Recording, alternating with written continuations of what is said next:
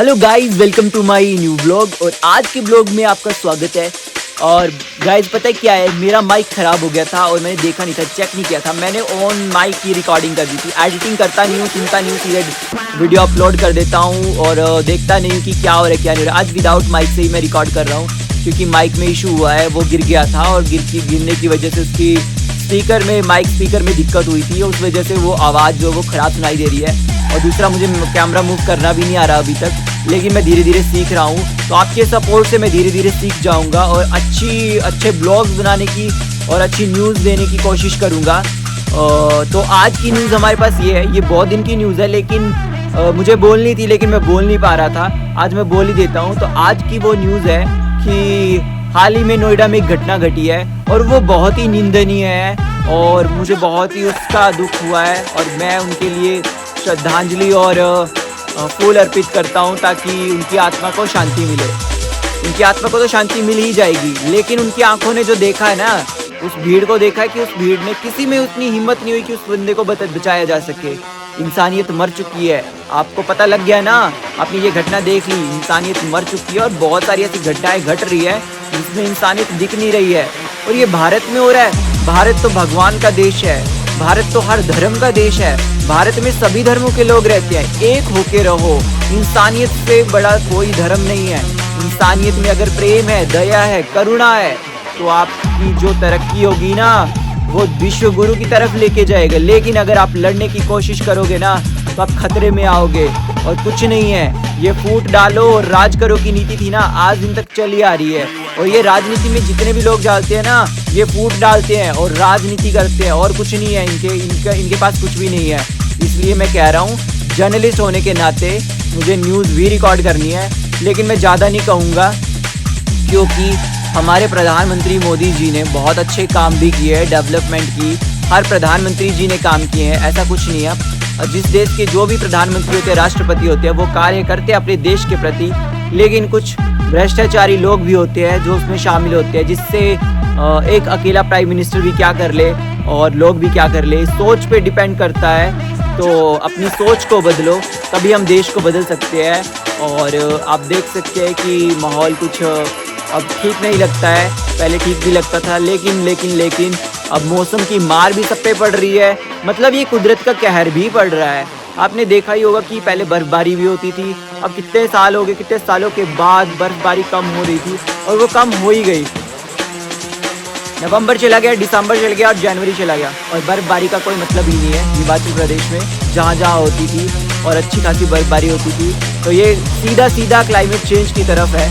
तो अब क्या ही बोले कि गर्मी का एहसास हिमाचल में होना शुरू हो गया है। और चलो ज़्यादा मैं बोलूँगा नहीं क्योंकि ये व्लॉग है और व्लॉग में ये सब बोलना अच्छा नहीं लगता। चलो गाइज, आज के व्लॉग में हम क्रिएटिव कुछ चीज़ें करेंगे। तो आज हम क्या ही करते हैं, तो आज मैं दिखाऊंगा कि आज मैं क्या क्या करने वाला हूँ। तो गाइज, अभी मैं रेडी नहीं हुआ हूँ चलने के लिए। अगर आपको पसंद आ ही गया हो तो मैं क्या ही कर सकता हूँ। और कह रहे हैं कि मैं ओवर एक्टिंग भी कर रहा हूँ। तो गाइज, आपको ओवर एक्टिंग पसंद तो आ ही नहीं रही होगी, तो मैं क्या ही करूँ। ओवर एक्टिंग पसंद आए ना आए, मुझे तो करनी है क्योंकि मुझे बनाने हैं व्लॉग्स और ओवर एक्टिंग के बिना मैं व्लॉग्स बना नहीं सकता। और एक्टिंग कुछ ज़्यादा ही हो रही है, ओवर एक्टिंग, तो उसमें मैं थोड़ा कम करूँगा क्योंकि ज़्यादा से ज़्यादा क्या हो रहा है, मेरी वीडियो ब्लॉग्स में यही हो रहा है। पहले मेरे को दिक्कतें आ रही है। मुझे दिक्कतें कौन सी आ रही है? माइक पकड़ने में, आवाज़ रिकॉर्ड करने में, एडिटिंग तो मैं कर ही नहीं रहा हूँ। और दूसरा, कैमरा में मूव कर रहा हूँ तो बहुत ही स्पीड हो जा रहा है। मैं अपनी गलतियाँ खुद नोटिस कर रहा हूँ और देख रहा हूँ। और ब्लॉग में आज मैं क्या करने वाला हूँ वो भी मैं आपको दिखाने वाला हूँ। तो मैं धीरे धीरे सीख जाऊँगा और अच्छे खासे ब्लॉग क्रिएट करना मैं शुरू कर दूँगा। जितना आप मुझे सपोर्ट करोगे, मुझे उतना क्रेज़ आएगा और मैं क्रेज़ी वीडियो भी बनाऊँगा। तो क्रेज़ी XYZ जो भी वीडियो मैं बनाऊँगा वो आपको दिख जाएगी। और अभी तो एक आवी की वीडियोज़ और ब्लॉग्स बन रहे हैं और न्यूज़ मैं देता रहूँगा। तो देखते हैं गाइस, अब मैं क्या ही करता हूँ। चलो गाइस, चलिए। तो गाइस, मुझे आज चोट लग गई और मैं गिर गया। नहीं, मतलब गिर गया फिर मुझे चोट लग गई, बट मुझे ज़्यादा चोट नहीं लगी है, बस थोड़ी सी भी। नहीं, मुझे शायद चोट लगी ही नहीं है। अब लगी भी होगी तो मैं क्या ही करूँ। पता है कौन सी चोट लगी है? मैंने गरम बर्गर खा लिया और बर्गर से मेरा मुंह जल गया, जिस वजह से मुझे चोट लगी थी। खैर ये बातें तो होती रहेगी। आज की हम बात करते हैं स्मार्ट मीटर को लेके। तो कॉल आई थी मुझे और कहा कि रिकॉर्डिंग करने के लिए आओ, न्यूज़ कवर करने के लिए, बट मेरा मन ही नहीं किया जाने का। वैसी बात नहीं है, पता है क्या हो गया था? ये हुआ था कि मेरा माइक जो है ना वो ख़राब हो गया था। अभी मैंने इसको ठीक कर लिया है, तो मैंने रिकॉर्ड किया है। अगर आपको विश्वास नहीं होता तो आप मेरी पिछली वाला व्लॉग की वीडियो देख सकते हो, उसमें मेरी आवाज़ सारी ख़राब आई हुई है और बहुत ही ख़राब आवाज़ आई है। उस वजह से मुझे खुद समझ नहीं आ रहा है कि मैं क्या बोल रहा हूँ। और मेरे पीछे आप देख सकते हैं कि कपड़े सूखने के लिए डाल रखे हैं। तो ऐसे ही धूप में कपड़े सूखने के लिए डाले जाते हैं ताकि कपड़े सूख जाएं। और मैं भी धूप में बैठा हूँ सूखने के लिए, मतलब सूखने के लिए नहीं, और क्या कहते हैं उसको, पता है कुछ, हाँ मतलब धूप सेकने के लिए बैठा हूँ, जिससे मैं काला भी हो रहा हूँ डे बाय डे। पर कोई बात नहीं, क्या करें, अब धूप तो सेकनी पड़ेगी ना, ठंड है तो ठंड का मौसम है। वैसे बर्फबारी हो नहीं रही, बारिश हो नहीं रही, तो मैं सिंगल टी शर्ट में और ऐसे ही शर्ट में रहता हूँ। और जैकेट मैंने डाल रखी है, तो कुछ इस तरह से जैकेट मैं ढूंढने के लिए दिल्ली भी गया था, पर मुझे मिल ही नहीं थी। पर अब क्या ही होगा, मुझे फिर ढूंढनी पड़ेगी। एक होनी चाहिए और, दो है मेरे पास ऐसी, एक और हो तो तीन तो ठीक रहेगी। लेकिन अब मुझे कलर चेंज करना पड़ेगा। शायद एक बार पता नहीं क्या ही हो गया था, मेरे को खुद ही नहीं याद कि मैं लेने क्या जाता हूँ, लेके आता हूँ। पर अब मैं ज़्यादा कुछ नहीं बोलूँगा क्योंकि मेरे को नींद आ रही है, और मुझे नींद आ रही है, बहुत ज़ोर की नींद आ रही है, क्योंकि मैं सोया ही नहीं हूँ 2-3 दिन से। और मुझे शिमला भी जाना है, और मैं जाने वाला था, आपने देखा ही होगा, लेकिन मैं कहीं और पहुँच गया। अब कहाँ पहुँचा हूँ, अब देखना मैं कहाँ पहुँच गया हूँ। चलो गाइस दिखाता हूँ मैं कहाँ पहुँचा। चलो, तो टंकी वापस आ गई है, और ये कोई और टंकी है, ये वो वाली टंकी नहीं है। और उसमें किसी ने ईंट का टुकड़ा रखा हुआ है, तो ये पता नहीं क्यों रखा हुआ है। अगर किसी को पता है तो कमेंट में ज़रूर बताओ कि ईंट का टुकड़ा क्यों रखा गया है। तो इसका ये स्टैंड है, और इस टंकी को यहाँ रखा गया था, ये यहाँ से पलट गई थी, तो इसलिए इसको नीचे रख दिया गया है। और इस तरह से दूसरी वाली टंकी तो गायब है। और कुर्सी रखी बैठने के लिए, इसके ऊपर पोछा रख दिया है साइड में, ताकि किसी के सिर के ऊपर लग जाए। और ये किसी का पेड़ है, अमरूद का पेड़ है, और इसमें ये भी लगे हुए हैं येलो येलो कलर वाले। अमरूद नहीं है ये कुछ और है, और खट्टे होते हैं, लेकिन ये सूख गए हैं और पक गए हैं। इसके अलावा ये एक सिलेंडर है जो जल के राख हो चुका है, और इस सिलेंडर की कहानी बहुत डेंजरस वाली है, तो बताऊंगा इस सिलेंडर की कहानी भी अपने ब्लॉग में, तो बाद में बताऊंगा। चलो गाइस हम लेट हो रहे हैं, तो हमें चलना है। तो गाइस वो टंकी ऊपर चली गई है, वॉशरूम के ऊपर। आप देख ही सकते हैं कि टंकी को बदल दिया गया है, और अब टंकी ढूंढ रहे थे कि कहाँ है। वो टंकी वॉशरूम के ऊपर चढ़ा दी गई है, तो कुछ इस तरीके से वॉशरूम रेडी किया जा रहा है। अब इसमें काम और करना है, तो धीरे धीरे ही काम होगा, लेकिन काम कंप्लीट हो जाएगा। थोड़ा सा पैसों को लेकर दिक्कत होती है, इस वजह से काम करवाने में देरी होती है। और यहाँ पे काफ़ी कॉस्टली रहता है हिमाचल में कुछ भी करवाना, पहाड़ रहते हैं इसलिए।